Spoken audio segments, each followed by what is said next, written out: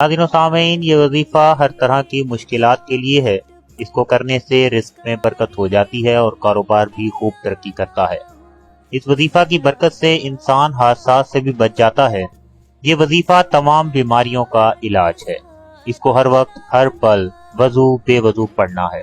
پڑھنے کے بعد ہی آپ کو اس وظیفے کی افادیت کا علم ہوگا۔ یہ وظیفہ ہر قسم کے بندش اور جادو کا توڑ بھی ہے، یقین شرط ہے، اور پھر اس کا کمال دیکھیں۔